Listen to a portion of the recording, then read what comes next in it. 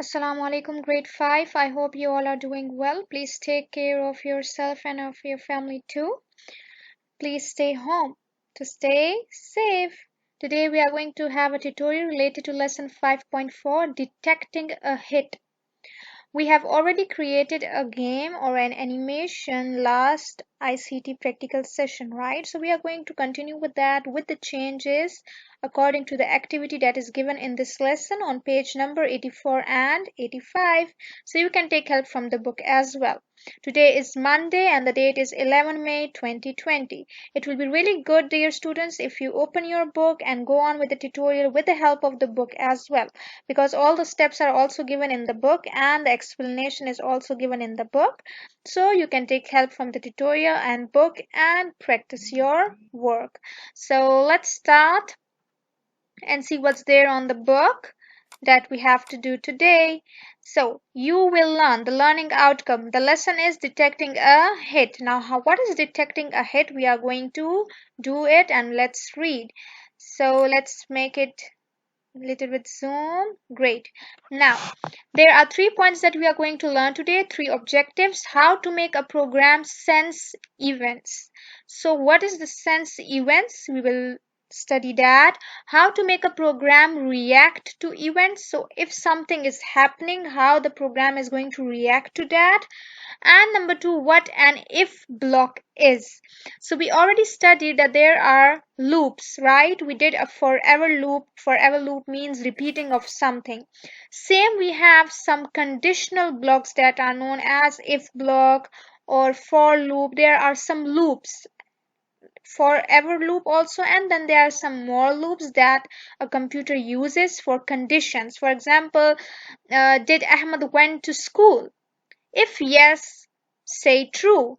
If no, say false. So we are giving the computer two conditions, that if the answer is correct, you should have this output, and if your answer is wrong, then you should have this output. As computer is a technology, right? So we have to explain the computer what to do with the help of input and output.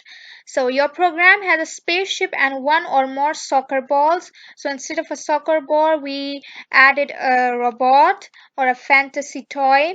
In this lesson, you will make the spaceship sprite dodge the balls. So we already dodged the balls in last ICT theory session. What we are going to do new today in this tutorial, you will add commands. So we are going to add commands to the program. We already have the script. We are going to add some extra program blocks. If the spaceship hits a ball, so if the spaceship is going to hit the other sprite, it will make a pop sound. So it can make any sound. You can put a pop sound or you can put any other sound you want, because you are little programmers and you can create your own. To make this work, you will use a if block. How we are going to use this, do not worry, I'm going to explain you. An if block has two parts. Number 1, a logical test. Number 2, a conditional command. Logical test, what is a logical test? I will show you. And what is a conditional command? That also I will show you.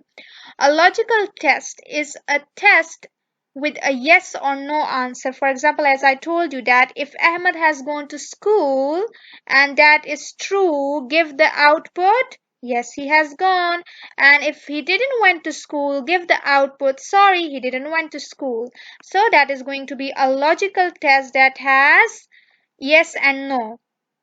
In this example, the logical test is, did the spaceship touch the ball? So if the spaceship has touched the ball or another sprite, it will give you which sound? Pop sound. So this is the condition. This is the yes and no condition. If the spaceship touched the ball, yes, then give the sound. If it didn't, don't give the sound. A conditional command is carried out if the answer to the logical test is yes. See, the same explanation. What is conditional command? If your answer is yes, it will give the output. And what is the output? To make a sound. If it is no, it will not give the output. So let's see. This is the activity that we are going to follow today. Sorry. Yeah, follow the instructions in this lesson. Add an if block to the script so the spaceship makes a pop sound when it touches the soccer ball. You can put any other sprite, not necessary you will put a ball. Run the script to play the game. Remember to save your work. So this is very important to save your work. So dear students, over here this is the file that we created last week, right? Here is the code or the script for this robot, and this, if I click here, this is the script of this robot and how it was working. Let's click. So this is how it was working. See, I can move this one here anywhere I want, and this robot, the red color is moving. When it touches the edges, it bounces back and it will not stop until I click on the stop button, because we are using a forever loop, right? Forever loop means repeating of something until I click on the stop button. So I will just do some changes and we will continue with the same one. I will delete this robot, the blue one. I will just change a backdrop. You can choose any backdrop that you want, and let's take this one. Great. And then let's take a sprite. You can take any sprite you want. I'm just thinking to take a bird. So, okay, let's take this one. Great. So I have a bird over here. And I have a robot over here. Now the code is already done for the robot. The script is ready from our last ICT session. I'm going to have a new script on this bird. So what we are going to do is we are going to follow the whole activity that is given in the book. You can do changes according to you. Let's go to events. When green flag clicked, set the size to 25. So we have the 100 size and we can set the size. So we'll go to looks, as it is the appearance, so it will be in the looks. Set the size to 100%. I can make it, for example, in the book it is 25, but that will be very small, so I will take it 50. So the original size is 100. When the script will run, the size will change to 50, and then we have a loop that we are going to use. So we will go to control. In control we have all the loops, so and conditional statements. So we will go to forever and then go to mouse pointer. So we will go to motion, as it is about the movement, so it is in the motion. Go to, in the book it is mouse pointer, so I can take random position, or I can take mouse pointer, or I can take Ranu. Who is the Ranu? Ranu is my robot. So if I click this one, so the bird will go to Ranu. So let's take Ranu. And then we have to take the if statement. So go to control and I have to take if. So I have to put it here, if, and then I will take touching. So touching is going to be in the senses, and let's look for, yeah, touching. So we need this one, touching, and we will put it here, touching mouse pointer. So in the book it is given that it should touch the sprite. So let's go to touch the sprite, and here we can choose, for example, mouse pointer. I'm choosing the mouse pointer so it will be easy for you to understand, and then I can later on change. So robot and Ranu. After that we have to take play sound. So we will go to sound and play sound.